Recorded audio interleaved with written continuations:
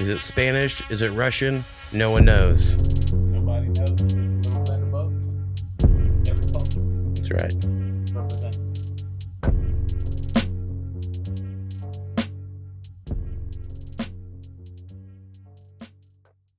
What up? Welcome to A2thaShow. Hey, A2thaShow with A2thaMo. What up? What up? What up? With me, A2thaMo. We're joined here by Southern Com4rt, aka What up? SoCo. When he's on, you could call it A2thaSoCo, maybe. You can. The A2thaSoCo show. There you go. We prophesized it. Many moons ago. That's right. Y'all just missed it. Y'all missed all the clues. All right, let's see. I got to get my notes pulled up. I have all these fucking music notes that keep popping up. I'm like, that's not what I need. Too much music stuff going on. I mean, I say that, but I really didn't do too much in the last however long because I've been so obsessed with making my jellyfin server, like I mentioned last week.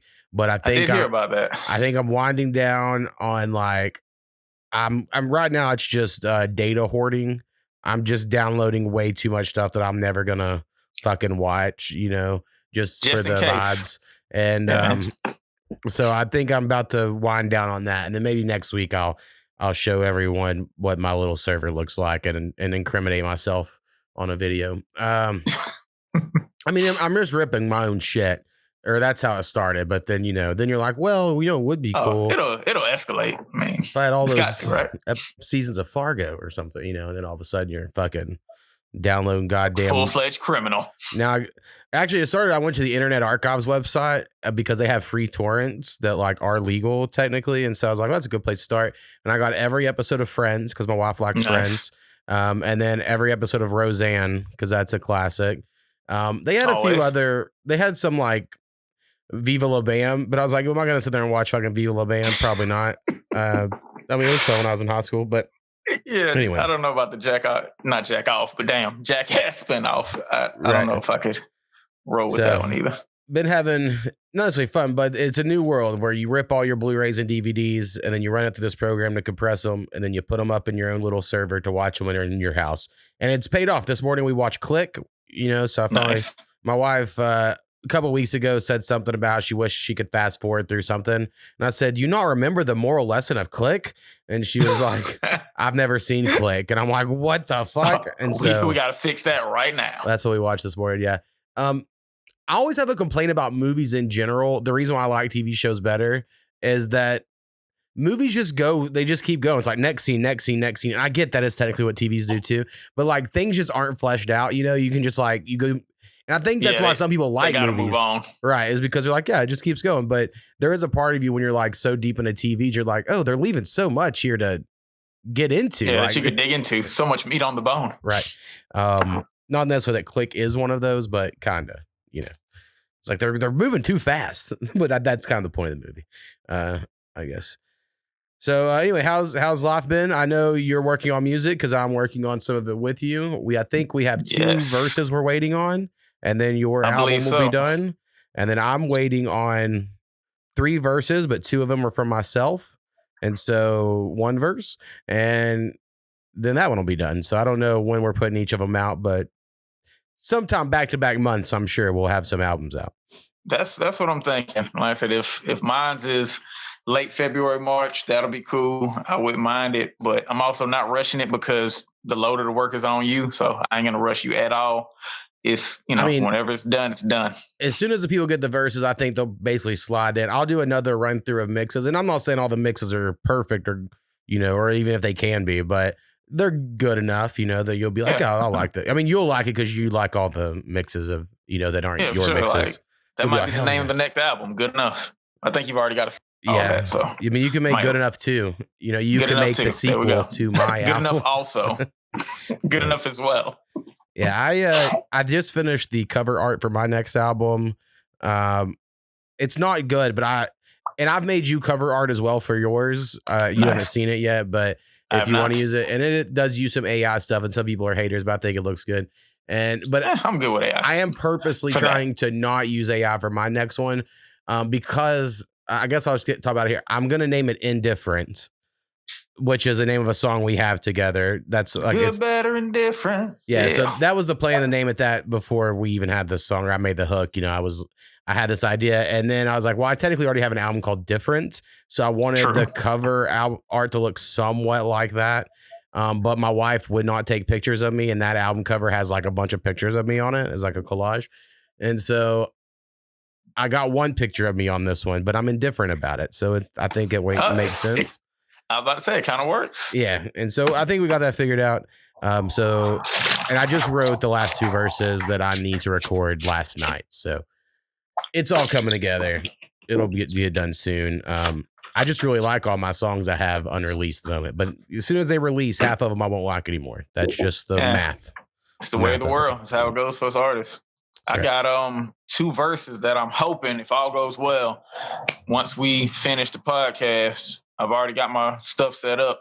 I'm hoping to knock those 2 verses out, and I'll get those to you for 2 songs that I want to say me, you, and Brad might be on. I don't know. It gets confusing. Right. Well, I had a lot of stuff piled up. Right. That's the thing. So we've talked about this a while ago, but I kind of quit bringing it up because I was like, I don't know if it's ever going to happen. But I have a collab album with you also in the works, and one with Sir Nasty. So there's also these songs over here that maybe someday will happen, but maybe they'll just all be lost verses. You never know. Also, I got a new hat. I got to address that because as my birthday, my wife got me this new hat, which I did. Oh, yeah. Happy birthday again, man. Appreciate it. This is Native American themed. It's like the city edition, Oklahoma City Thunder hats. And as soon as I opened it, me and my wife both like, fuck, how I would love this hat. Because it's like his colors. He loves like light blue and orange. It's like his shit. And so I was like, yeah, if he sees it, he might steal it. But he might dig it. Yeah, we will see. All right, let's see what's happening in the world that I can fucking think about. So much going on in the world today. There's a lot of Trump stuff happening, and people online are just always going crazy. And now I think there's a lot of things to hate on him about. I think some of the stuff's a little overreachy. I think the whole like running on the whole we'll get the Epstein list out there, but then they didn't. And then, just the way that whole thing handled, it looks really bad. And, there's definitely some stuff. But there has been this thing since his first term and this term about this. So like if you've read his book, The Art of the Deal, which I haven't, but people have, and they'll be like, well, actually, this is his thing. He makes outlandish demands from whatever on a negotiation, and then he works himself back down to something normal, and then the other side feels good, and then he feels good. It's like his whole thing. So like people are like, that's what he's doing with Greenland. So like, Greenland's all in the news, and like, yeah, he's just trying to, scare people and then get them to back down. And I think last I heard, we've come to some agreement where we basically can just use Greenland rent free.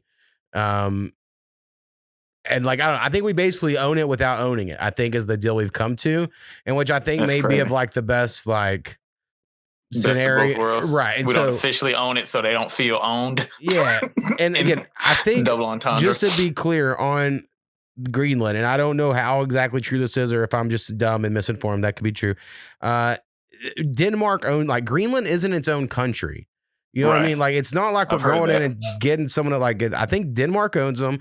And then, so all those interviews you see are like, they're interviewing people in Denmark. That's like, we won't sell it to Americans. Like, that's not the people that live there. Like that's, now someone might be like, well, that's like saying Hawaii is its own, but no, it's not, because no one calls Greenland Denmark. You know what I mean? They act like it's its own fucking country. So yeah, that's its own thing. It's something interesting there that, again, I'm not exactly sure, but, also, I think people kind of let that whole Venezuelan thing go pretty quick, or Venezuela thing, because they was like, oh, yeah, we're going to get like $800 trillion worth of oil from them. So shut up. And everyone's like, all right, well. So I do think there's some about the whole, like, as long as you're upfront about the reasoning, I think people accept it more as opposed to like we're delivering them freedom.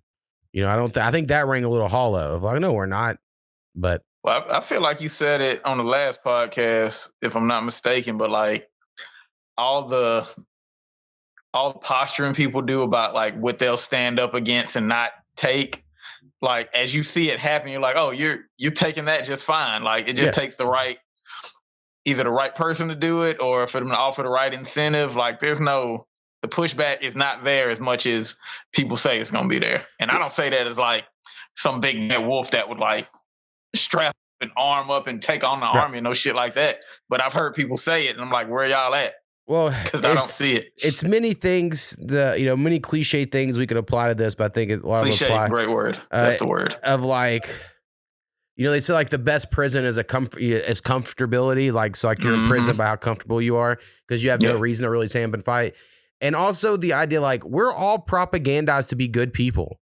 We all went to, like, as much as people hate against the public education system, and there's probably a lot of bad things, we all like got taught to be a good person for the most part. And a lot of us were raised in church and things like that. And so like then when it's like, all right, to make change, we got to assassinate people. We're like, motherfucker, I ain't assassinating nobody. I mean, like, I'm a good person. I can't fucking murder people. But it's like, if you look throughout history, the only time things have happened is when bad people did some crazy shit. And then it like fucking, I don't know. You know what I mean? So like, no, you're absolutely right. They got us in a fucking position, you know what I mean? Where it's like, okay, yeah, if you break everything in your body morally that tells you something's wrong, to change it, go for it. But you're not going to. And we're going to bet. And like the man's going to bet on that, Yeah. And just keep pushing forward, doing what they want to do. And we'll do nothing about it. You could see it in even a small way of like people that like never have smoked marijuana or something like that, right? And then they'll be like, no, it's bad, it's illegal. And you're like, listen, I swear to you, if you smoked right now, your life would not be different tomorrow. You know what I mean? Like, but to them, it's like, no, I'm gonna become an addict. And you're like, well, they've been fed propaganda. That's just all the same thing. A lot of times, you just want to be safe. You're just like, I just got to be safe and secure. And but then on that same token, like not all, but some of those same people, as soon as it's legal, they're on it. Right. Like nobody's business. Yeah. And that is interesting because Ron Paul famously ran for, he's like the godfather of the Libertarian Party in some way. He ran for president as a Republican years ago, and he was in this debate stage famously. And he wants to legalize all drugs. That was like part of his thing of being a libertarian.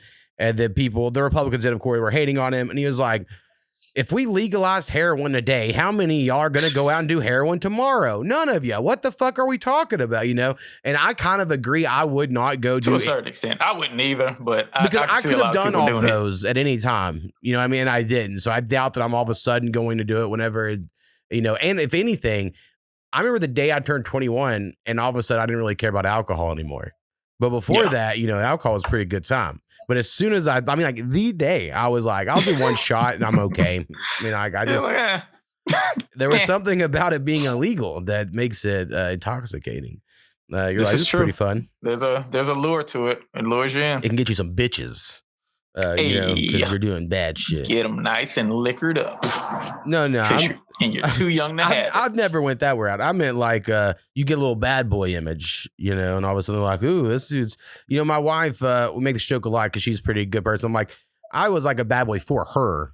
I'm not necessarily like that badass of a person, but I'd been arrested. I made some rap music. It's like an in comparison thing. Right. So in some way I was probably like bad news, but to other people, I probably would have been, not at all. So I have a tattoo. She's super scared of tattoos. That's little small things like that. Also, I needed to talk about that. I brought up on a previous podcast. I attempted the cold a couple weeks ago, and I was like, if it isn't cold by my birthday, which was yesterday from our recording, I was like, I'm gonna be so fucking pissed. It's always, it's almost be 70 degrees in January, and then this fucking blizzard formed on my birthday and covered the whole United States. It is really like I'm tempting the simulation. That is how I feel. There was something else that happened last week that I was like, I said this, and then this happened. I forgot to bring it up, and it is like, yeah, I guess we're just tempting it. I'm going to just see how many times I can throw it out there and see if Mo's getting those prayers answered. Watch out. We do it a different way around here. We don't know what he's going to ask for. Yeah. And no, you can't ask for something. That's not how prayers work. See, this is what I've learned through the simulation, this podcast, and me reinterpreting religion. I think prayers are kind of like the gift of the Magi. Or like the 5-finger monkey thing, where it's like you can wish for something and you'll get it, but it's going to be a way you don't want it, So it's like, it'll come out. Right. So you got to be careful. That's why I don't just wish for fame or success in music. Because then it's like, oh, I get it because I'm going to get fucking kidnapped and gang raped and that's going to be put on the internet. And then through that fame, people will know about my music. And I'm like, so you can't wish for it. You know what I mean? That's not what you want, man. It's not what you want. You got to earn it naturally. You can't use the powers. But I did say like, fuck this weather. It's too hot. And yeah, it's really cold. Here, I think right now it is 14 degrees is last time I looked. I don't know what it is where you're at. I think we're at least We're triple that right now. Okay, well, that's pretty good. It'll get a little cold, but yeah, nothing like that. Yeah, and we got hit with, I don't know, it looks outside to be maybe 3 inches of snow, but they were claiming it was going to be 6 inches. Hasn't happened yet, but they all claim 6 inches. They wish. Yeah. So anyway, I went to the grocery store a bunch of times, got loaded up. I mentioned when I said I was wanting to be cold, I enjoy getting fucking snowed in. Just having all the food in the house, trying to stay warm, cooking the food, playing the video games, watching the show. It's all fun for me. I don't understand why anyone would hate on this. I like it a lot. But going the grocery shopping, I went to 5 different grocery stores over the 3 days before the storm hit, because everyone was just sold out of everything all the time. And it just was really, really upsetting me. So I would go to one place and they didn't have chicken. So I'd go to another place and the lines were like so long. I was like, I'm not waiting here for one fucking item. No, not doing this. What I mean? And I go, and so I went to a few different places, but we got stocked up. And so, I think we're going to make it. I did see. I think I saw a post from somebody that said they're using the weather to boost the economy, just because like different areas like got these predicted blizzards, and all of a sudden there's rush to stores and gas stations, right? And then somehow like a lot of these areas it just passes over. It's like it goes away. It's like, oh, never mind, it's cool. We're gonna be fine. And I've thought about that somewhere, not necessarily about like they're using the weather planes to boost the economy, but in the fact of they sell so much food, whenever this stuff happens, but then they're going to like not sell food for a few days. And I wonder if it equals out or if people 6-7 overbuy, you know what I mean? Where it's like to the point where like, no, so much food's wasted from this because because there's times like there's no bread, there's no potato, like y'all, how much did y'all buy? Like, who has all this shit? Right. Who bought all of it? And so, I just buy what I need. I might have like one extra meal's worth of food, like just in case it gets broke. Yeah, I'll do like an extra round of grocery shopping, but not like stockpiling. It was like COVID and everything. Toilet paper. Like within a week, all the toilet paper was sold out, and it's like I guess just the panic buying happened. But you're like, where are you even storing this? And then all those pictures came out months later where people had like a spare bathroom that was nothing but toilet paper. I'm like, what the fuck? Yeah. So like we're not smart. Forts and shit. Yeah, we're not really the smartest people. Nah, we panic a lot. Oh, and then the Somalia thing, Somalis in Minnesota is still happening, of course. And I do think, because I feel like I was a little negative towards them in the last couple of weeks. Maybe not. It's hard to tell how I've come across. I do think they're just the conservative party's boogeyman at the moment. They're just the new thing that's like, no, they're the ones taking the money and the rights. No, it has nothing to do with us giving backdoor deals to corporations. And I think if they're committing fraud, they should investigate all of it and throw them in jail, deport them, whatever, if you're committing crimes. But I do think they're using it, or I see it pop up for things like that has nothing to do with anything. Like, that's a Minnesota the state of Minnesota issue. Like, what does that have to do with anything? It just doesn't seem like the profit can be like, unless like there's like a whole city doing it or a whole community doing it. I think it sounds similar to like the foster care system thing, where like the more foster kids you get, the more money you get from the state. Well, from what I understand, what's happening, we could all be misinformed. We're all stupid here. But this is true. I think what it is there's federal programs to open up daycare. So you can get federal money loans that probably are forgiven, or you're not having to pay interest, whatever the case may be. But you're getting money in some sort of way, maybe just free money. Those. And so these people are opening up daycares, getting millions of dollars of money for claiming they have these kids. And I think the one, that Learning Center or whatever it was called, I think for those in particular, what's the word I'm looking for, the accusations is that Somali community were bringing in their kids. They might sign them up for it, but they actually never take them there because these are all stay-at-home moms anyway. They were watching their kids. But then those things are getting all this federal kickback money, and then they're spreading that throughout the community. So like the community is having an incentive to help them steal the money from the government because they're going to get some of it as well. It's like everyone's, and if it was a different sort of racial or religious group, I think everyone would be like, yep, looking out for each other. But because it is people from like the eastern tip of Africa, they're like, well, hold on. Yeah, they consider it an outside community. What I'm saying is that there are documented things where the Hasidic Jewish community had these exact same things, where they open up Jewish daycares that only accept people from their, Hasidic Jewish communities, and then they get a lot of kickback money. So I don't think this is just for the Somali people, is what I'm trying to say. I think this happens in other groups as well, but they should just investigate it. If it's fraud, do it for sure, and then figure out a way to stop it. But I think there's some other more rumors behind this that, Tim Walz, who's the governor of Minnesota, who's ran for vice president this last go around, where he was chosen because of some fundraising ties that may have been tied to some of this fraud, where like they knew this was happening and they'll use it for political money, and if that's the case, then that would be even a next step of like, well, okay, the government can't be involved in frauding the government. That's just them stealing. Yeah, that's a little more fucked up. So anyway, that's political world. That's what I got at the moment, I think. Yeah, it's all scary when you look at it too close or too deep, but yeah, and you mentioned something I mentioned last week, and I think that it's something that sticks in my head. It's like we can know all this stuff, but none of us know what to do either. Like, yeah, it's like where do you begin? Where do you begin? Seriously. Yeah, so right now it's just like the left sort of angry people. They're like, we'll go protest somewhere, and you're like, what does that do? I don't. Yeah, how does it change anything? They're gonna do something else. Yeah, crazy next week, and it'll be crazy. It'll be all over the place. We'll all know it's wrong and it shouldn't happen, but it'll keep happening. Because like that ice shit is scary, man. Like, right. Well, it hadn't come to my neck of the woods. I haven't seen anyone, even people in real life. I mean, there are, I guess, a few of the like super Trumpers that are going to support him no matter what. But I feel like they're trolling. I don't know if they really believe it. But I think anyone I've genuinely talked to, and I'm like, do you think it's right that ICE officers come to a school and use use kids as bait to get parents to deport them and then leave these kids parentless? And everyone's like, no, it's fucking horrible. Like, like everyone agrees to that I've talked to, even like people that are like pretty conservative. And then even if some of them are like, well, they're here illegal, and I will normally counter with, listen, I think if you get caught doing something illegal, then maybe they should deport you, but if you're here for the last however long and you haven't, maybe there should be a way to like, I don't know. Like a fucking, why can't I think of this now?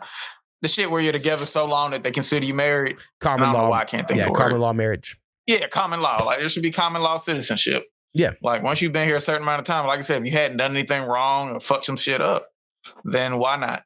Well, and it gets really interesting because it's like, I've also heard they're trying to do away with like if you have a kid born here, that kid is a citizen, and the word is they're trying to change that. Like if your parents aren't American, that it doesn't necessarily count. And they're trying to do it to be like, because these immigrants are having anchor babies. That was the terminology they would use.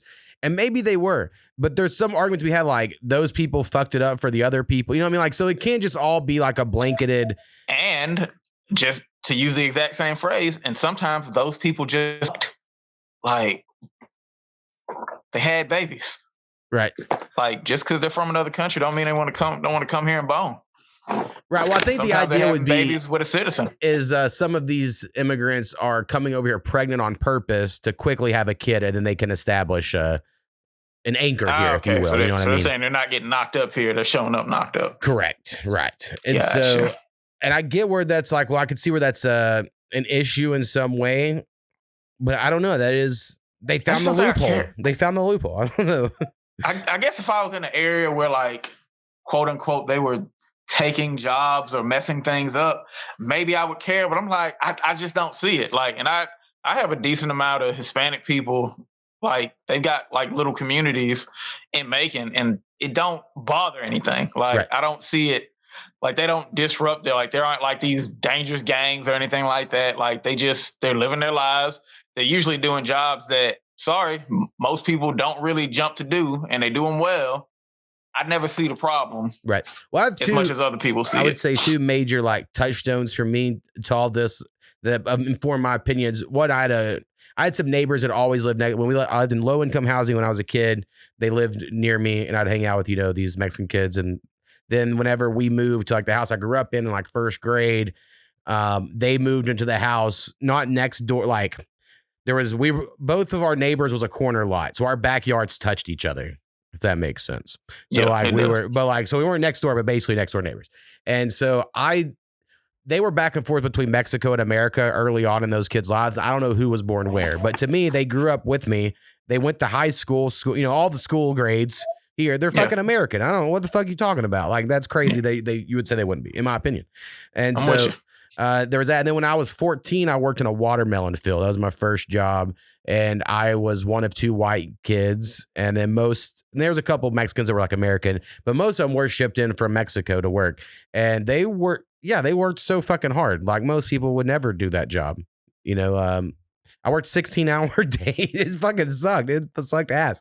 And so, yeah, it is a weird thing to be like, let's get rid of them. And you're like, well, you're not going to have watermelons or, whatever else things they do. Or any of the stuff they do. And I'm not even saying they all do that. I know many Mexican people who do, more high skill labor jobs, like a carpentry. Even stuff like that. Like a lot of them, like I see doing like remodeling jobs and stuff, like, doing people's bathrooms or like really detailed shit that you pay people to do for a reason because you don't want to do it.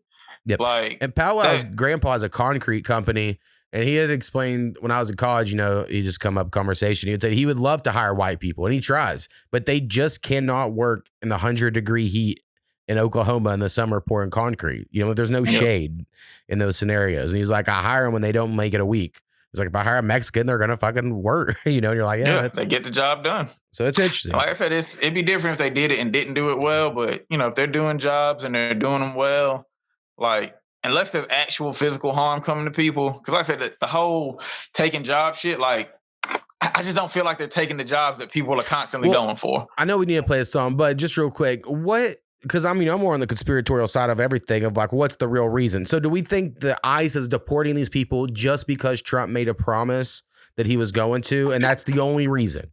Or do we think like there is some other reason why they would want to deport these people out of the country, whether for good or bad, to the Senate? Because I think people say for good, it's like, oh, you get them out, then we have more job openings for Americans. But like we're saying, I don't think I don't think that's really opening up the jobs so that Americans many jobs. are trying to get. Right. And even if it did a little bit, it's not enough to affect any sort of percentage points, I'm sure, of like, the unemployment's whatever. Like, there's no way. So and if there is like, no, it's actually this nefarious reason, I'm just not sure what that is. So, like a lot of times I do think it appeals to, and I'm not even like the racist talk guy, but it does feel like it appeals to that racist base of, hey, we got to purify America because the white man's becoming the minority. And if we can get all the brown people out, then maybe it'll reverse. Like, and even if that's not true, if it looks like it, then you got that whole base on your side. If it looks like that's what you're moving toward, and you never have to say it, you can just show it. Because like, I do think, I like the way you're going here because, again, the way my brain works is I like to just think of all the reverses and counters and stuff. I'm a basic professional wrestler with logic. And when you're saying that, it is like, oh, yeah, for the last however many years, 20 years, Democrats have been, the conspiracy anyway, is that they are just bringing in nothing but immigrant voters into these cities to vote purely Democrat so that they win every election forever. And so the right side is like, actually, this is us fighting back because they've been importing illegal voters, and now we're going just like with the voter ID card thing. It's like, okay, if they're going to have illegal voters, we'll make it harder.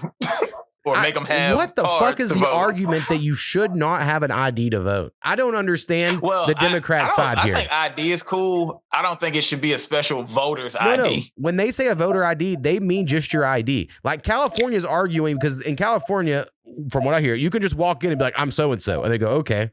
Whereas in like where I'm at, you have to show your ID. You can't vote without it. So I'm like, what is the fucking arguments we're having? But again, maybe you're right. Maybe it is more strict than what I'm realizing, So, and I think it's case by case. I do think there's some places where they were actually making people get like a literal, like how you have a driver's license, you also have a voter's license.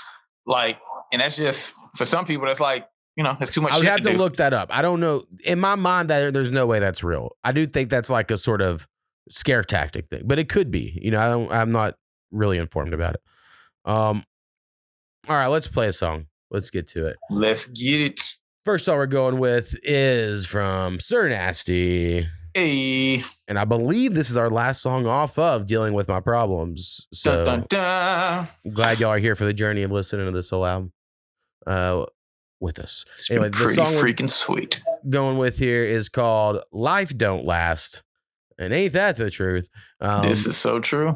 So let's give it a listen. Kirk this. Wicked, wicked, wicked.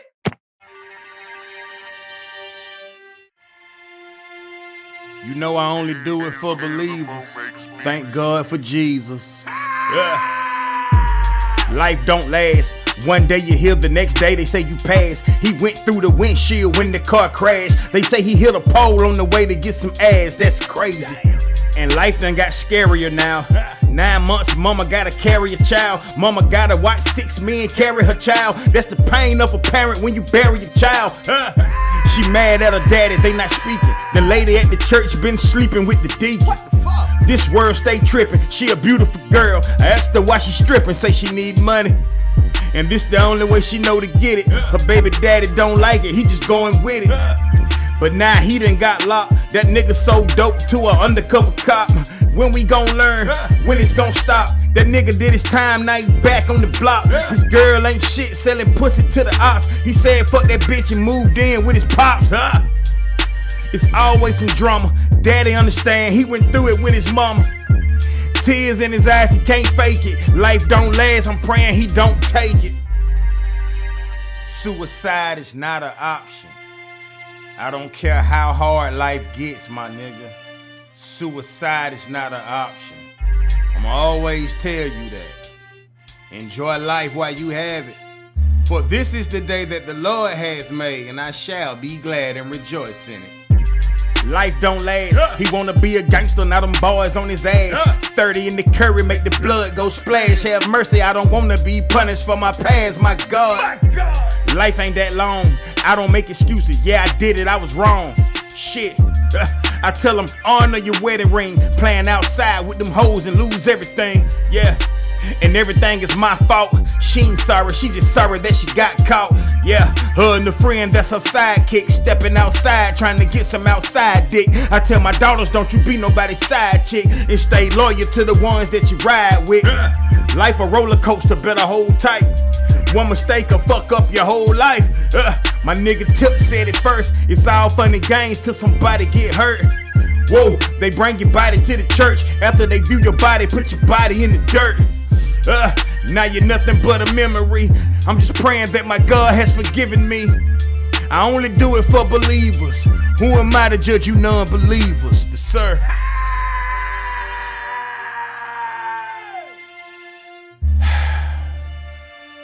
Ken folks, do not let the enemy and these demons steal your joy, your peace, and your happiness. Cause life don't last. Sir Nasty, A to the Mo makes beats. Life don't last. Getting real deep with it. That's right. That's our theme this whole episode. We're gonna get deep with it. Yeah, let's do it. I hope you guys are ready. You don't hear Sir Nasty, I don't think, get too much on the religious-ish talk, so it's a little more rare for it. Maybe he does a little more than I realize. Maybe I just don't listen to him as often.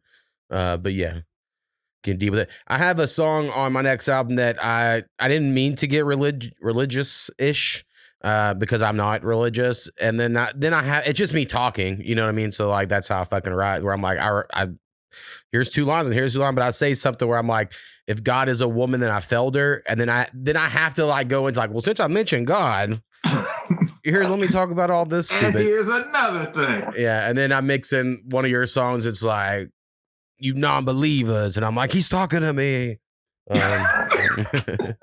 So it's pretty fun stuff. My grandma said once saved, always saved. So as long as we believe that, then my grandma can rest easily. Amen, grandma. Amen. How's grandpa doing? I saw him at Christmas, and he was all right. Not all right. I mean, he had a stroke, and he's like, right. Fucking how old people are after they had a stroke and stuff. But he got real emotional one time. I don't think he thought he'd be there for Christmas, obviously, and not the whole family came. Honestly, not as many people as probably should have did. But I was there, and something that really gets under my skin. I hadn't brought up on here yet because I just don't. I don't want to be a hater just to be a hater, but since it's come up, I hate how people talk to. I hated how people talk to my grandpa like he was a baby. Right, okay. You know what I mean? Like all of a sudden, just because he's old and like he's done this thing, now all of a sudden we have baby voice, super close, like, hey, right? And then they'll like. Yeah, they say so with certain inflections, and I'm like, I just feel like it's disrespectful, and I understand they're not trying to be, but I talked to him like nothing was wrong. I was like, hey, did you like the pork loin? And then he held it up on his fork because he can't really talk much, you know, as like a sign of like, yeah, I'm eating it. I like, you know, I don't know. But I'm the same way with babies. I've gotten talked to where people are like, you don't even do a baby voice. And I'm like, well, no, I mean, because when I was a kid, I loved adults who talked to me like an adult. I thought those were the coolest people. Yeah, it makes you feel good. Yeah. I'm the same way with kids and my kids. Like, I just talk to you like a person. Like, you're a little person. I ain't gonna get too like, I ain't gonna talk about certain shit with a kid. Right. But, you know, as far as like inflections and tone and things like that, for the most part, you just talk to them like people. So anyway, I enjoyed seeing my grandpa. I left and I should have went and saw him again, but we left the family get together a little early so I could do something with just my parents because we had like a gift exchange. And then we left to come back home. Then my grandma had called as we were on the road, like, oh, you're not going to come by and see us again? And I'm like, oh my God. So I felt bad, but also it was like, I made the trip. Sorry. And stuff. Yeah. And it was like, we wasted an hour and a half just waiting on people to show up, you know? So we were on time. Right. So I had that kind of attitude going on. It's like that. All right, let's go ahead and get in the TV so we knock this out. TV time. I don't have a whole lot this time, but okay. I dived into a classic that I forgot. I like it way more than I remembered liking it, and so like I'm excited about being able to start it over. Well, yeah, just go for it. Let's start with that one then. So I got on Netflix, and for whatever reason, I was like, you know what? I'm gonna give Seinfeld a try. I hadn't watched it since it went off the air. And I think I tried to watch the pilot episode one time a couple years ago. And it was something about the quality of it that turned me off. Like I forgot how janky pilot episodes looked back then. Right. Well, they're specifically, Yeah, like the quality, it just was never as good on most pilot episodes of TV shows. Like nowadays, I don't think they go through that. Like they start off with whatever quality they're going to have. But after like the first 2 or 3 episodes, like I was like, oh shit, I fucking love this show. Like I get it. I remember why I loved it. And like I just been watching it every night, 4 or 5 episodes, 30 minutes apiece. And I laugh like out loud. So I'm back on my Seinfeld shit. I think I'm up to season 5. I'm a pretty big Seinfeld hater, if I have to be real honest. I like you try to go back and rewatch it when it came to Netflix. I was like, you know what? I'm gonna give it another shot because I've tried to meet, many of my favorite comedians or podcasters too. Like they love Seinfeld. They'll love The Office. They love Seinfeld. I'm like, well, I have to, appreciate it. And I always come away with Jason Alexander's amazing. He's the only reason the show's any good at all. Yeah, Seinfeld isn't the Jerry Seinfeld fucking sucks. I mean, he just does. Not even close. And it's hard to get into a show, and I've said this for many shows over the years. You can go back. When the main character I don't like, it's just hard for me to like a show. You've always said it. And so there's something about that. Kramer, I don't find Kramer as funny as most people. I don't necessarily like the over-the-top sort of slapsticky thing. And then, Julia Louis-Dreyfus is great. I think she's amazing. So I got like half of the people, and I like, maybe a third of the episodes I think are pretty good. There's certain episodes I do like, oh yeah, that shit's very, very funny, So like I'm not a complete hater. I get it, Seinfeld's good, but I never claim that I'll really like it because so many people like it so much more than I do. You know what I mean? But see, and I felt like when I went back, I was like, damn, I might not like it as much as I remember because I tried to watch Curb Your Enthusiasm and I really don't like it. Like I tried, I got 10 episodes in. I'm just like, I don't get it. Like it's not as funny as it should be. Someday when I make my top 5 list for TV shows that are amazing as TikTok clips, but I don't want to watch the whole episode, it's going to go be Curb and it'll be Always Sunny. 2 shows that if I see a clip of it, I'm like, must be the funniest fucking show on earth. But as soon as I sit down and like start watching it, I'm like, it doesn't translate. It does not translate at all. Yeah. And like people were always like, oh, if you like Seinfeld, you're going to love Curb. It's better. And I'm like, I don't see it, but I went back to Seinfeld and I was like, and I'm with you, George for sure. And then like it goes George, Kramer, Elaine, Jerry's last, and then even like whatever side characters they introduce each episode, like even those end up being funnier than him. But I still laugh at shit, that he says. Like I haven't watched the episode yet where I didn't laugh. So, and I'll be honest, it's hard for me not to bring people's baggage into it. Like they're out. Like I know, like you shouldn't hold that against their art, but I do. It's just hard to do. And the fact that Jerry Seinfeld's fucking 17-year-olds and then marries one, and that's like as well. Like that's weird. That's weird guy energy when he's in his 30s, fucking 7. Like I don't know. It's hard for me to like. Now there's many rock stars who did weirder shit than that. So, and I don't like listen to rock music. I think maybe that's part of it. But I still listen to R. Kelly. I don't know. It didn't bother me. I listen to R. Kelly while I watch Chris Benoit matches. I'm a complicated. Well, Chris Benoit was set up. That was obviously the CIA. Everyone knows it. All right, let's see. Let me go ahead. I didn't want him to be world champion a second time. He was on the verge. Quite a few things on my list here, but I'll be pretty quick on most of them, I'm sure. The first one I'm going to go with is The Paper, which is on Peacock. It is The Office spinoff. So nice. I have Peacock. I'll be honest. Get into that. I have not been using Peacock near as much as I thought. NBC was my favorite channel back in the day as far as like comedies. I watched all of them, but even watching the Office super fan episodes don't even really draw me in. Like I'm just not in that mood lately, I guess. I don't know. Yeah. And so not in the mode yet. But all I do is watch the basketball game on there once a week, and I'm like, really, I should just cancel if all I'm doing is watching one NBA game a week on here, is it really worth it? Doesn't feel worth it. So those are my thoughts on Peacock. But we watched The Paper because it's there. I think it's only 6 episodes, maybe 8. Okay, but I think I'll it's probably 6. wait on it then to get a little thicker. The main character at first, you're like, no, this guy's not going to be good, but he really grew on me. He looks like a slightly more handsome Conan, and not even really more handsome because the guy's not, but he like has a lot of Conan energy, but like actor, I don't know. Yeah, it's a different Conan. Yeah, and so he's a red haired guy, so I guess why I say it. But the backstory is he works in the part of the paper company. So in the office, they sell paper, and so now there's like the mega corporation where all the paper stuff's all together because it's like isn't valuable enough. So like 8 different companies share this one office. Anyway, this guy used to sell the shit out of some toilet paper or whatever. He was a salesman. And now he's like got his dream promotion of he's going to run a newspaper that they happen to own. He's taking like a huge pay cut, but he's like, I just want to do the news or whatever. And then like the staff he has inherited fucking suck. That's basically the premise, right? And then he also gets permission to ask people to work in the other companies if they want to be on the paper for part-time they can or something like that, right? So that's how you set up the people. It's way more of a superstore feel as far as the cast, I would say, than The Office. Way more superstore than The Office. But it has a little bit of the Office stuff in there, and by the end of it, I did like it. At first, I was a little like, I don't know. But by the end of it, I was like, it is pretty funny. Like, it's not The Office. Nothing ever will be. But it was good. And then just to touch on The Office real quick, because I've been making my own Jellyfin server, I was ripping all my Office DVDs because my wife bought me The Office when it left Netflix, whatever Christmas that was. She bought me the whole set on DVD. So I ripped those while I was at work this week. Like when I just had downtime, I put in one and I'd rip them. And I had to name them. So I had to look up the episode list and then I'd watch like a couple snippets from the episode here. They'd be like, oh yeah, this is this episode. And just doing that, I was like, God damn, this show's so good. Like, it might have 4 episodes that I don't think are good out of like 9 seasons. You know what I mean? Like that's how good I think The Office, like, and I understand like, it's some of it's nostalgia or just like, you watched it when you were depressed and now you love it too much or whatever. But, man, I was like, God, this show's so good. So anyway, shout out The Paper. I'm gonna have to check out The Paper.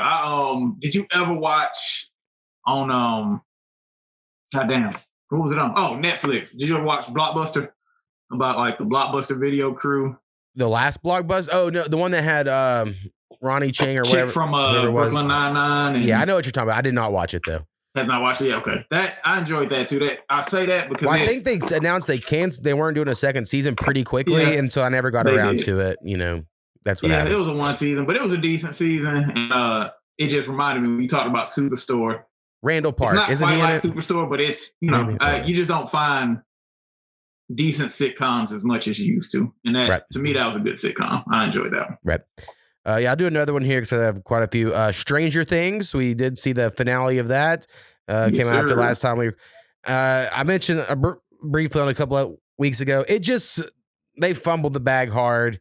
They did. They didn't know how they wanted to end it. Really, it felt like. Honestly, it reminded me a little bit of the Lost finale, which I love Lost. So, I mean, Lost, I think, did it better. But a lot of things would happen with Lost is so many people had so many theories. And then whenever it turned out to like not be that big climax, people are like, what the fuck? You forgot about this part and this part and this part. And I think it's what was Stranger Things. A lot of people are like, but in season 3, you said this. And in season 2, you said that. And then like none of it comes to fruition. Like they just forgot so much shit. Also, that's very similar to Game of Thrones. Like they just... Yep. I've heard that it kind of suffered from that Game of Thrones, like especially with social media. Like it was tougher with some shows like Lost. You didn't have a ton of people really talking about it, not like it is now, but like the theories that were going around about fucking Game of Thrones and how it, what would happen. Right. Turned out to be so much better than what actually happened. Yeah, well, I think the things for Stranger Things that really stick out is like season 1, like one Demogorgon is like really scary. And then like very quickly in the show, it's like not a big deal. It's like the way The Walking Dead, like zombies don't matter really quickly. And then so people I think kind of hate on that. Or like in season 4 of Stranger Things, 11 brings down a helicopter, right? With her power. She's like fucking, and it's like her little nosebleed happens. And then in season 5, it's her lifting up like 80-pound piece of metal. And like the exact same sort of, and you're like, what the fuck happened? So hard. And then also the whole. Yeah, she doesn't really seem to get stronger, which is sad. Like, really, my take, I think Millie Bobby Brown is a really bad actress. And I know like a lot of people think she's really good, but every time I watch, like she has one face. Like she has no emotional range whatsoever. I don't know. It's interesting, and hopefully this won't make people upset, but like she's playing a slow person in a way. Yeah. Because she's so like socially awkward, especially when you see her write. They're like making her write like she's a 3-year-old. Are we like? I don't know how. I don't know. Should I consider that great acting? I don't know. Right. I feel like a slow person would play it just as well. So I don't. Also, I don't know if no one talks about the fact her name has Bobby Brown in it. I find it very intriguing. Right. I'm not gonna lie. I think about it every time I see it. I'm like, Millie Bobby Brown. Millie Brown was taken? I doubt it. Yeah, I doubt Millie Brown was taken. like that's how it's always listed. Because like for the longest, like when I would see it, I'd be like, who the fuck is that in the show? And for people that don't know, the reason why that's a thing is like the Actors Guild. If someone already has the name, you might put your middle name or an initial. That's like Michael B. Jordan is Michael B. Jordan, the Actors Guild, because Michael Jordan was in Space Jam and he was already in it. Michael Jordan exists. And so like Emma Stone famously, her name's actually Emily, but there's already an Emily Stone. So she goes, all right, Emma Stone. And then she became fucking famous. And so it's like not even her name. So I just think it's so funny that for Millie Brown, who I guess that's her name, they're like, no, Millie Bobby Brown. What? Just something about it. I really like. All right. I'm glad it ain't just me because like I think about it every time. Like I'm like, that is such a interesting. All right, we get keeping off track. But anyway, next one, Liz. I think I might have talked about this last time. Masters of the Air. Do you remember if I mentioned that or not? Well, you know what? No, I can't. I don't think it's so. a Apple TV show, and it's set in World War II. So have you heard of Band of Brothers or The Pacific? Yes, I've heard of Band of Brothers. So the Band of Brothers is set in World War II in like, I believe the Eastern Front is what it's called. No, the Western Front, whatever the fuck. The one in the goddamn Europe, you're right.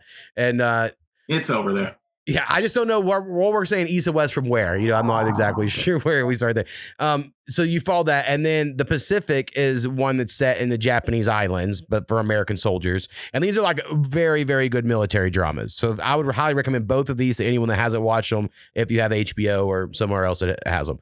And they're very good. Me and my wife, watched them years ago. And anyway, Masters of the Air is basically the Air Force version of those shows. I think it's from the same producers, and then it's on Apple TV. It's got the guy who played Elvis in that movie that came out a few years ago. He's like Austin Butler, I believe his name. He's somewhat famous. He's like the main guy in it. But there's a lot of really good actors, and it's just all the people that flew the first planes, basically. And like yeah, and it's all like Top Gun-ish, but World War II style. And I honestly was kind of out on it after the first few episodes. My wife really liked it because every episode was just stressful. It was like, we're flying in planes, people are shooting us, people are dying, someone's on, like, it kind of felt like the same episode over and over. But I understand like that is what it was, you know. But then eventually someone goes down, then you're watching them like try to how they're going to get out of this country that they just crashed into. And you're like, oh my God, this is, I don't know. It's very good. It's like kind of thriller drama-ish in a way, but also like historical, and eventually it ends in like a prison anxiety, like watching some episodes? Like, does it give you like a little bit of anxiety? Not sometimes? For me, but it did for my wife a little bit, because my wife's super scared of heights. So she'll be like, oh my God, you know, where I'm like, it is good. It just was like, you can only keep that high tension music up so long to where I'm like, I get it. It's like 45 minutes of this. Now it just loses the effect. Right. And so that's my small complaint. But I did think it was a good show. But my wife really liked it. So, but I do think anything that's kind of historically accurate, I do think is kind of interesting, you know. So like the Tuskegee Airmen come in like episode 6 or something, you know, whatever. But, you know, they have many movies about them. But the Red Tails come in and they have a whole thing. And then it ends eventually like where most of them are in like a Nazi prison camp, because both sides had prison camps, you know, like that was like fucking rules of war or whatever. And there's even something about that that's interesting, because it's like they're just hanging out for months and like, you know, like in the fucking snow in a little cabin. Like, I don't know. It's just, they really were real men, you know, in a certain way of like, we would all be such pussies and we could not handle this. But like they did it, you know what I mean? They were like, let's build us a radio. And I'm like, none of us could build a radio. Fuck no. Like, it would be so far from the skill set of anyone probably trapped in one of those POW camps if that was like a current thing. Right. It just wouldn't happen. All right. Well, you got. Sadly. What else have you been watching? I watched the movie. Probably the newest movie I watched was Black Phone 2. It's the sequel to a horror movie, Black Phone. The original was definitely way better. They tried something with the second one that like they tried to give it a supernatural or more supernatural twist, and it just didn't work. I won't say it was bad, but there were plenty of times where I was just like, I really don't need to finish this. Like, it's fine. I'm not a big horror fan in general, but I especially am not a fan of supernatural horror. It doesn't hit me. Like I would much rather be like, oh, some guy's so psychotic that he's made it his mission to torture people. Not like a fucking evil spirit just happens to live here. Right. Yeah. You see, my wife, as she gets older, she's gotten like a lot more sensitive to like even like the slightest gore. Like it used to be only eyes. Anything to do with eyes, she was like, I'm done. I can't fuck with it. Like, don't even do a close-up of eye. Now, like, anything happens and she's like, I'm like, come on now. You used to be okay with this. But she was like, yeah, is the stereotypes she's just not. Of black people watching horror movies, accurate to you? Do you think that holds true? Because you mentioned, you know, your wife screams while watching a horror movie. You know, I've been in a few movie theaters. I've been in a few movie theaters where black people yell in them, and you're like, I wonder if it's that one guy, or is this more common in that population, you know? Nah, I think usually it's just the one guy wants attention. Right. Like usually, like I actually one time, me and my wife went to the movies, and this always sticks out to me because of that.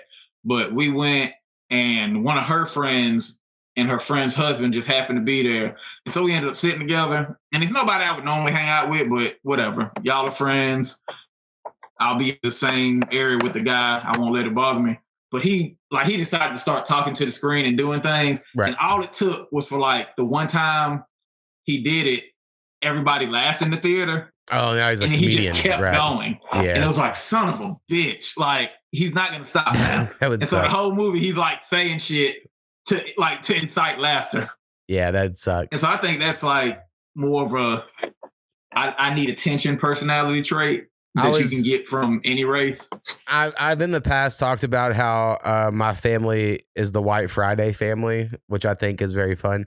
But a thing my mom has that I think would put her probably in a certain like wigger class maybe is my mom will yell at a reality show that's on TV while it's going on. And it used to like I used to get so cringe embarrassed, and it was just me and her in the room. You know what I mean? Like no one else even knew about it, and it would like get under my skin. Like she'd be watching Survivor, and someone would vote. She'd be like, "Don't vote for him," and I'm like, "What the fuck?" Why are you talking? And it would just get under my skin in every way, where I would be like, "Oh my god."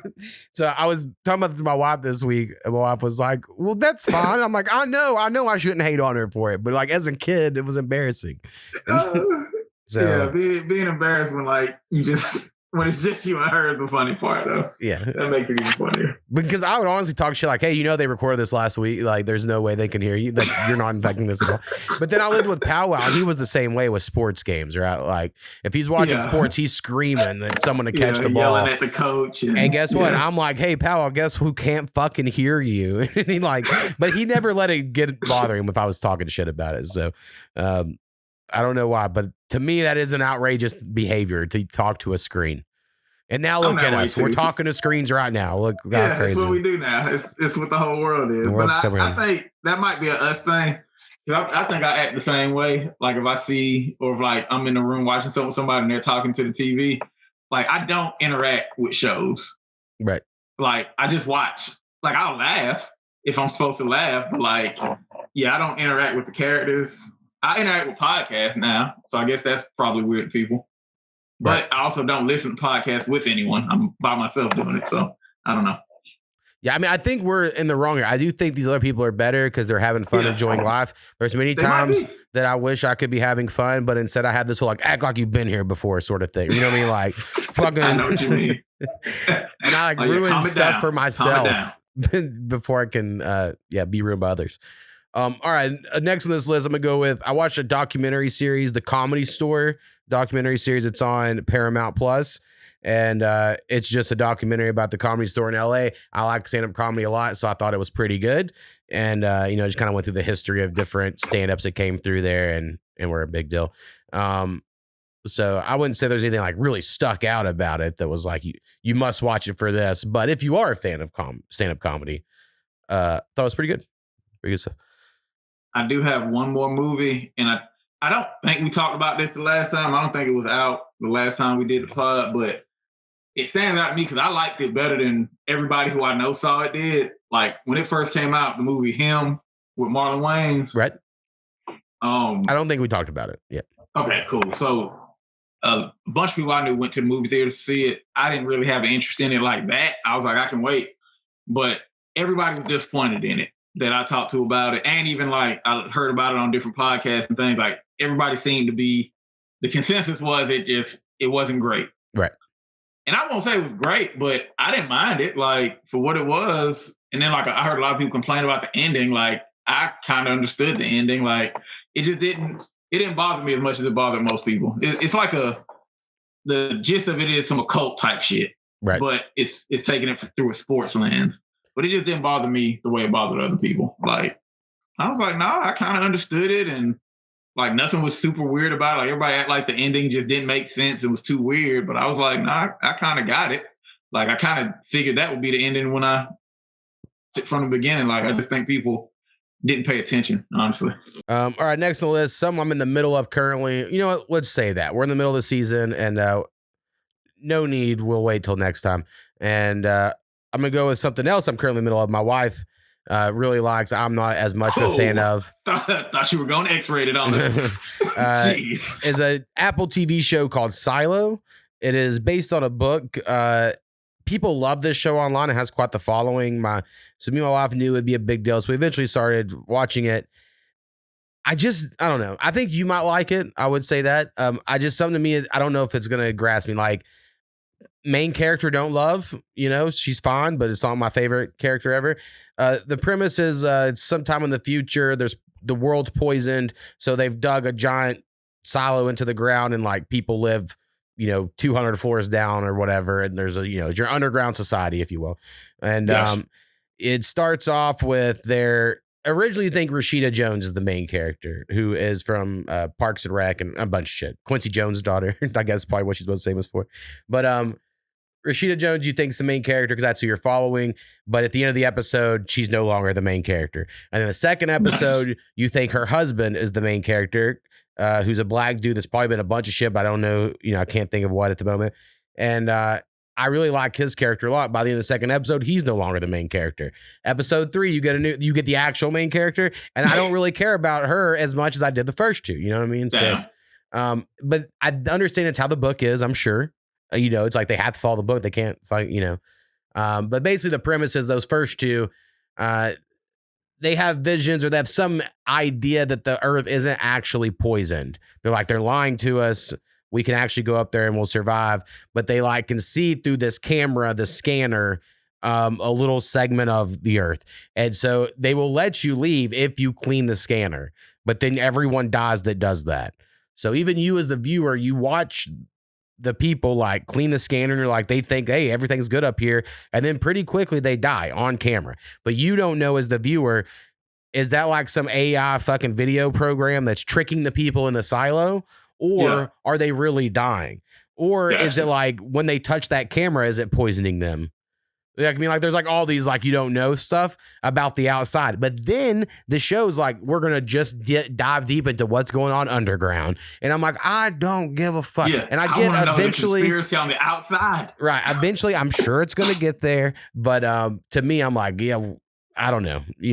My wife really likes it. I think I'm being hard on it because I'm also watching Fallout, which is somewhat similar. And that's the one I wasn't going to bring up yet. We'll wait till next time. Oh, and the last thing I'll mention here is we watched a random documentary on HBO, The Cult Behind the Killer, the Andrea Yates story, which I've already watched a documentary on Andrea Yates before. She's the woman who drowned her kids in Houston.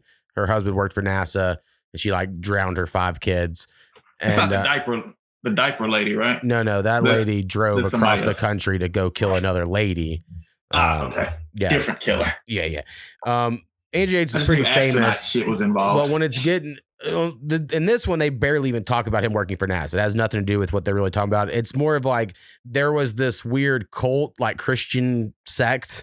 I can't remember what the name of the guys that ran it, but the Yates family was really heavy into this guy, and he would mail people tapes. He was the Charlie Kirk of his time, if you will, right? He was nice. Preaching shit and talking about the end times are coming, and if you don't live by God and all this stuff. And these people got really into it. So we're interviewing a couple people that were raised in that following, and then we're also following the story of Andrea Yates and how she killed her kids, And so basically the idea is she went crazy and snapped, had postpartum depression, and then this guy's message about your kids will never be pure because this world's so evil led her to killing them before they could be corrupted. They gotta die. So nothing too good, but it was interesting, and I love a good cults. Anything about how do people go crazy, I'm always interested in for some reason.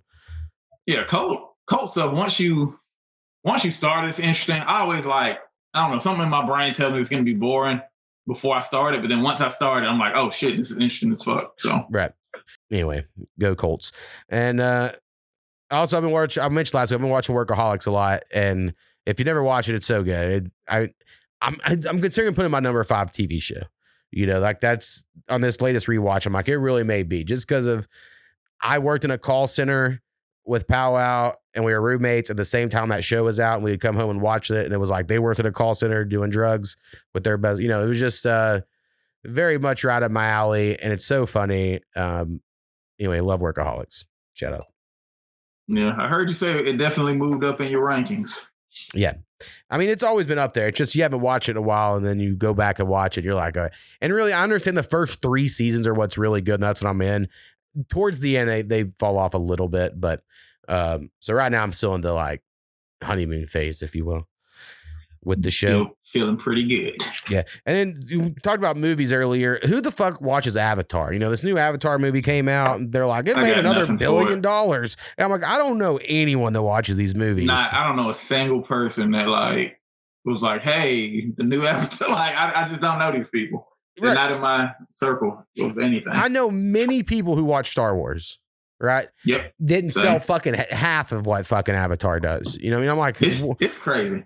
I don't understand. They get kids and adults somehow. And I don't know. For some reason, I feel they get creepy adults. But that could be me, just maybe that's not the case. And that's just how I'm thinking about it. It just feels weird that, see, I have a weird, lot of adults. I have a weird tie to the movies. My brother-in-law, who is my wife's sister's husband, he is James Cameron's nephew. So like his uncle is James Cameron, and so he calls him Jim, and they've done, they go on these things and they like talk about whenever he got weird into the environment and he stopped spending money and doing fun stuff. And then like, he was kind of a fucking bummer, but now he's back to being cool. And, they have like all these stories. So they go and see them. So I do know these people, they watch the Avatar movies. I think they went to one of the premieres or something. But I'm like, yeah, I don't know anyone in real life that isn't related to him that watches the Avatar movies. Yeah, even like I work in an office setting with cubicles and shit. Like I don't even overhear people talking about this shit. Like, and I hear people talk about a lot of shit, and Avatar has never come up. So yeah, it's weird. All right, let's play another song. Next song we're going with is from It's Your Boy H2. Hey, H2, what up, homie? And the name of this song is Faith 21, but the H is capitalized. You know it. So, because that's important. All right. H2. Faith 21. Let me get this pulled up here. I'm always never ready with the Spotify. It happens. Oh, and eventually I have to find my new song because I didn't have it on my list. All right, anyway, Faithful, let's give it a listen. Let's go.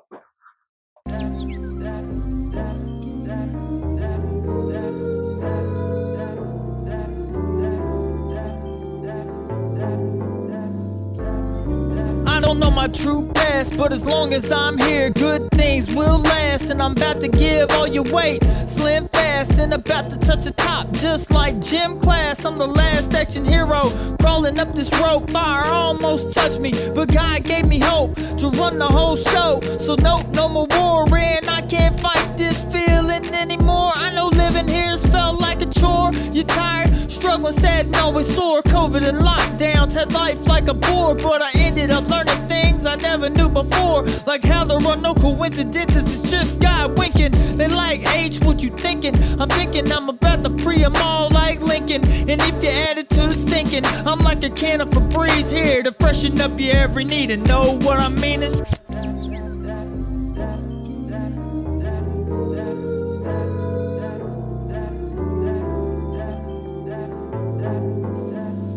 See, I've been shaking the world and didn't even know it. Just thought I was a poet.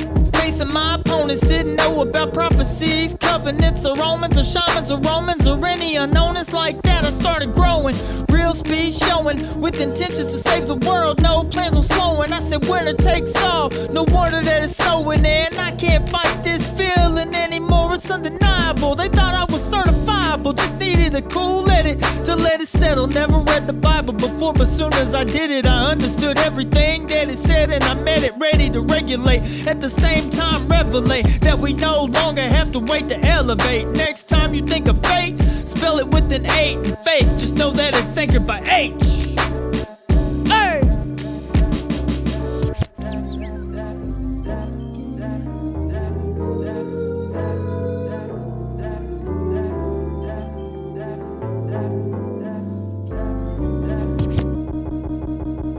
It's your boy H2. We're back. H2. Yeah, Faith 21. Now, that beat, I would say, almost was given to you. That was between y'all two. So you should do a remix. Send it over to you with the. There's a possibility. I could see it. I could visualize it. Which I think on your next album, just to touch back on that, if I remember correctly, hey, I have notes. Hold on. I can look at this, I think. Shit, I didn't write. But I think what it is, I think H2's on 2 songs. I think we got Rico Reds on a song. That's what I remember. I don't have my notes up here, and then Brad will be, hopefully Nasty will be, and then I'm on a song. And I've got Brad on the hook, so. And you already have Brad on the hook, that's true. He's in there, he's just not all the way in there. He's got to slide in a little bit more. Yeah, he's gonna get hard, and he'll go hard on that. One. He'll fully insert at some point. That's right. He's just been struggling with his throats. I know he's been having to make extra money. That's our instrument, man. Like, it's fucked up. Anything going on with the vocal cords, the mouth? I know he had the teeth thing or the tooth thing for a little while that he fucking up his sound. Now to the throat. That shit sucks, man. Yeah, it's like the simulation's Just trying to shut him down. Yeah, trying to keep him from speaking the truth. They'll do that. They will do that. There's a whole thing on the simulation theory that I've really liked lately. And it's not really the theory because it's like multiple people talk about different things and I just pick and choose what I like. It's like any other religion, I guess.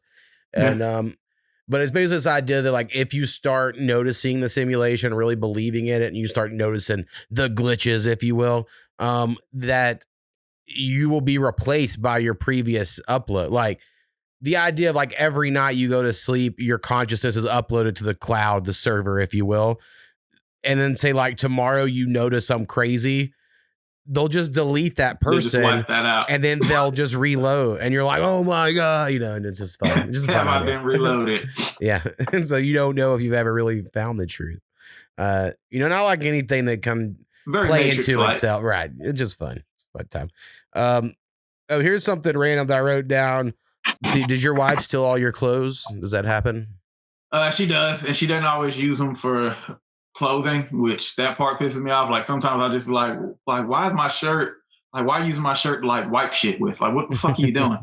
Like right. That kind of shit. So typically, it's not always the fun. Like you're gonna wear my shit and look cute in it. Like you're literally using my shit for a towel. Right. Like we have towels. Well, eventually, all my clothes are not going to fit. And I haven't really gained that much weight as my adult. It's just clothes shrink, but they shrink upwards. And I have like a long torso. So typically, like if this shirt can't go past my belly, I can't wear it. If I do this, right, exactly. And like my belt line shows, then I know it's over for that shirt. Right. And so those typically get gifted to my wife as sleep shirts. So then there's a handful of shirts she has in her mind that she'll like wear as pajamas or whatever.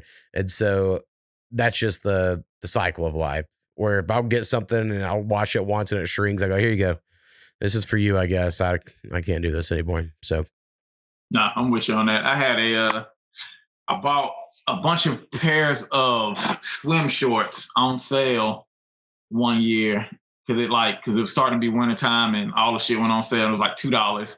So I bought like 10 pair, I think, of just swim trunks just to wear around the house and shit because I don't go swimming, but I usually like the designs and shit and the pockets and all that, but these particular ones, I got them, and the designs and shit were cool, but they don't make them, like usually the bigger the size you get, the longer they are.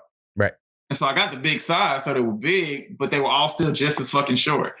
So I'm like, I don't like for my knees to show when I have on shorts. Like, that's my thing. Yeah. So like. Well, it's the inseam, like, so that's what you got to look at now. They'll be like. Yeah. The kids like, it's not about the waist anymore. 5-inch inseams, and you're like, why do you need a 12-inch inseam? Yeah, see, I gotta look for that because I barely wear them now because I'm like, if I wear them right at my waist, they're like up my fucking thighs. I am curious, are these like board shorts or swimming trunks? No, like literal, like because swimming trunks have like the liner. Okay, they have the liner in them. Yep. So that'd be rough for me because you're saying wearing around like the house. Designs like dragons and skulls and shit like that, like shit that I generally like, but you don't necessarily find. See, I love board shorts because they don't have the liners. But I couldn't wear around swimming trunks around the house because to me, there's something about that lining that I just get real itchy. It's like my ass starts to itch, and I'm like, everything itches all the time. See, I go commando with those. Like, well, I don't worry about. That's what I'm saying. Underwear. The lining isn't. You can't. The lining is the underwear. That is the underwear. Yeah. I say it's impossible. I haven't really went swimming in a long time though. My wife is not a swimmer. She doesn't like lakes, pools, anything. And I told her the other day, I said, because my skin is just getting drier and drier. I'm using lotion all the time, but it does nothing, And it's not penetrating, man. I've told her, I said, I think it's because I grew up on the lake, and the lake in my hometown, it's a red clay bottom lake. Like it looks like fucking tomato soup in that motherfucker. But it's supposed to have like medicinal properties and shit. That's like people come around and claim this. I don't know if that's true. But I'm like, I think I just need to start going to the lake in the summers. I need to get that goddamn red clay water back in me. I think I grew up on it and I haven't been there in years, and now my skin's your body's calling for it, man. Exactly. That's what I think's happening. So I used to have warts as a kid, which I know people like get embarrassed by, but I mean, I don't have them anymore, I guess. So that's a thing. But when I was a kid, I had a couple on my feet and I had some on my hands. And I specifically remember I had one right here on my ring finger on that like top joint. And one summer I was at the lake a lot. Like we just camped a lot that year, and all my warts just fell off. And I've always thought it was just that. Now it could have been something totally else, That could have been the miracle water of the lake, though. I wouldn't. I remember I used to do weird. My mom had I'm sure you remember the infomercials. It was like all the home remedies. It was like a big book of like home remedy stuff you could do. And one of them was how to get rid of warts. And it was you took a raw potato, you cut it in half, you rubbed half of the potato on the warts, and then you buried the other half in the yard. I was with it up until that part. Up until that part, I was prepared to believe. So I was going to say, that could have done it. Yeah. I remember that so well because we did it. I was ready to believe that as a remedy. And I could have gotten them froze off because we went to the door and I refused. They told me how painful it was. I was like, nah, I don't want to do that. And then like that summer, they just all fell off naturally. So, oh shit. Yeah. Good old warts, man. That's insane. Let's see. I think I had another SoCo related thing here. Oh, something I think I saw Cameron speak on it on him and Mace's podcast, and it stuck to me. I was like, you know what? I think it's be a good one for SoCo. There was a time like when I'm in high school age range, so and even up until probably when I'm still in college as well, where like you would have sexual acts with women, but like you kept it a secret. Yeah, like both parties. Both parties, yeah. You know what I mean? Like, and that was part of the agreement or whatever. And then nowadays, it's like that is no longer. It's actually they brag about it. You know, like that's like a difference in today's world. And I'm trying to think of there were people who would brag, and you'd be like, "Come on, man." You know, I don't know, but I never was. It wasn't even always because the ladies weren't attractive. Sometimes it was because I wasn't attractive and they were trying to be like, don't you fucking tell anyone. I'm like, yeah, I won't tell anyone you suck my dick. I swear to you. You suck my dick, I won't tell a person. Even beyond that, like it might just be that you didn't want it to look like y'all have an attachment or like y'all are in a thing because you're still trying to get other people or you want to be looked at as single. If you just go around telling everybody who you've been with, they might be like, well, that's who he's with. Yeah, like, I think some people assume that.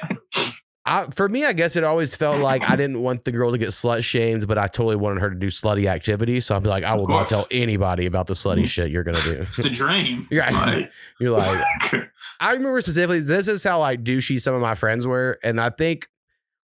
I don't know if this is for everyone, so I can't I was somewhat popular, like in a popular group or whatever in school and stuff, but they were all douchebags, a lot of them. And so like, I remember I had this girl who was going to give me fellatio in my mother's car. I took my mom's car and, I had this alley that I could park in that, people didn't know about and shit. But like all my friends were like trying to find me around town. We're going to find you where you're at. We know you're trying to get a blowjob. We're going to fucking ruin it, and you're like, I would never do that. I would never do that to any of y'all. If you were getting a blowjob, I'd be like, congratulations, But it was like they wanted to like find the car and be like, haha, but they didn't because I had a good hiding spot or whatever. But I remember that evening specifically because I'm like, these assholes.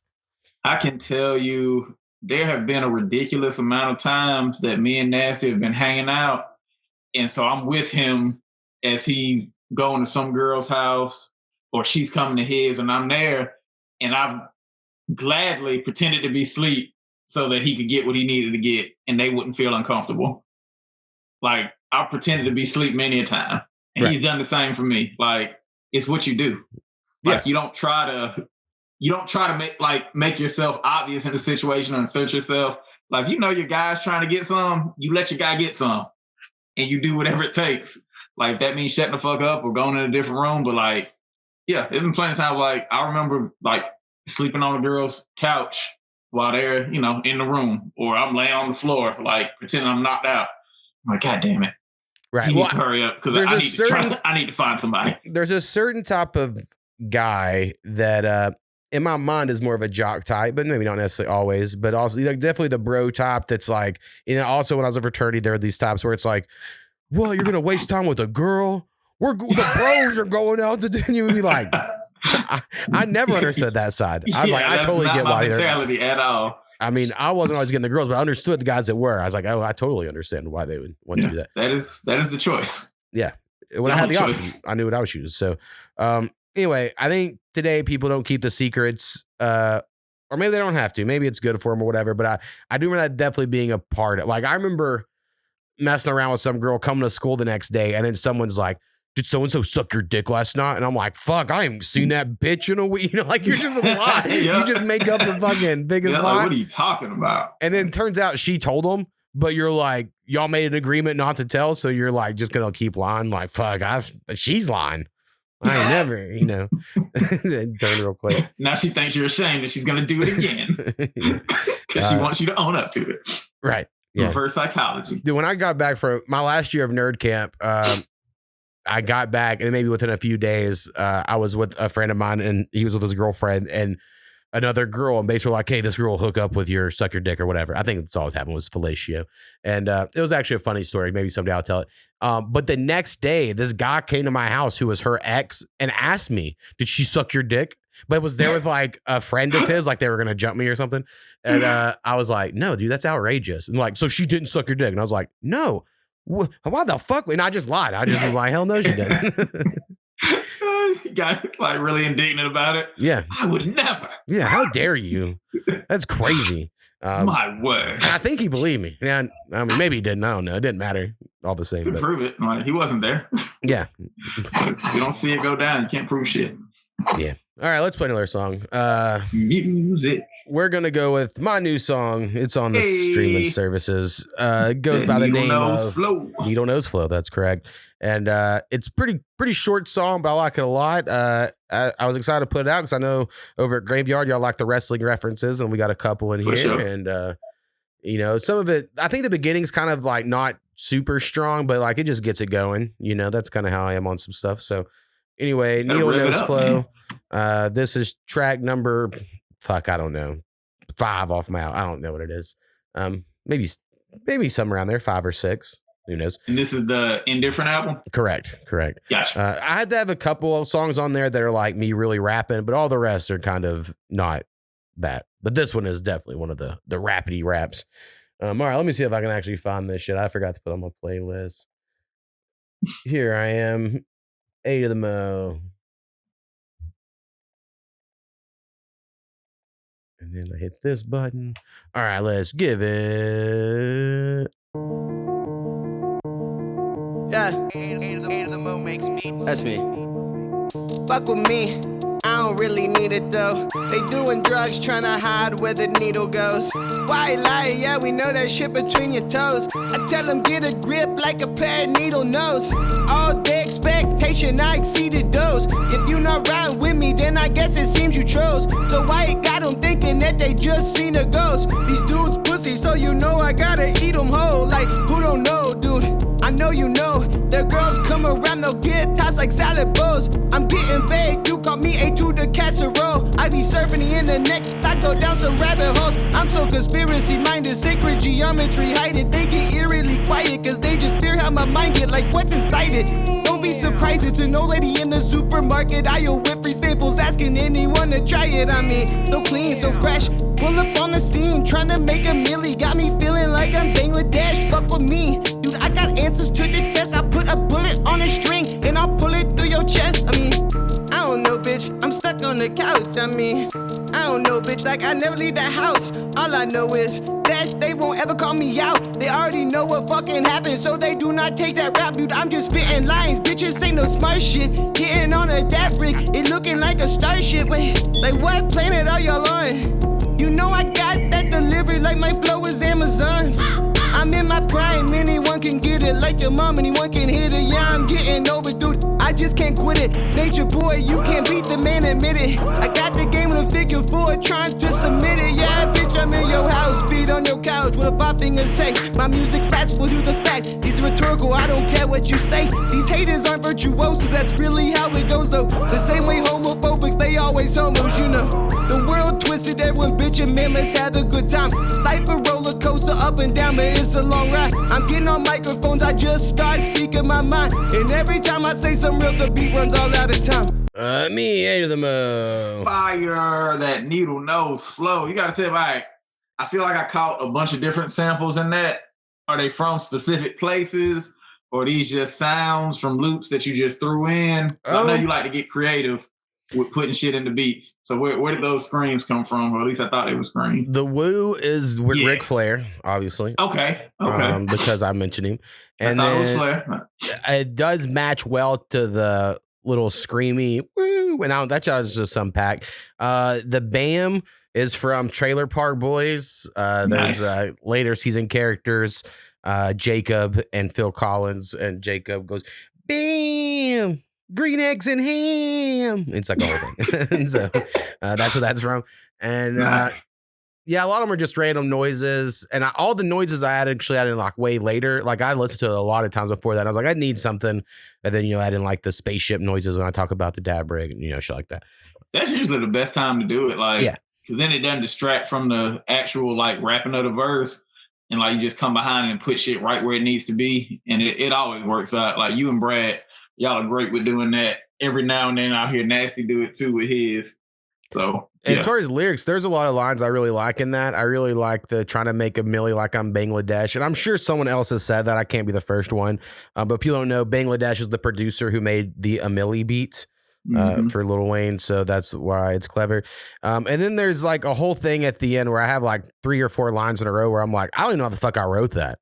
Like, that was so good. Like that, like, yeah, there's a moment. And I hate to be like that because I know some people listen like, dude, you fucking suck. But to me, I hear it and I'm like, man, I really wrote the shit out of like those few lines that like kind of made it all work together. Oh, like my music slab with the 5 fingers. So like tying in the whole Dave Chappelle, Rick James skit. Yeah, bringing in that in the couch. And then it's rhetorical, which, I just think it's all very good. And I'm like, yeah, it kind of all works. So I do like it.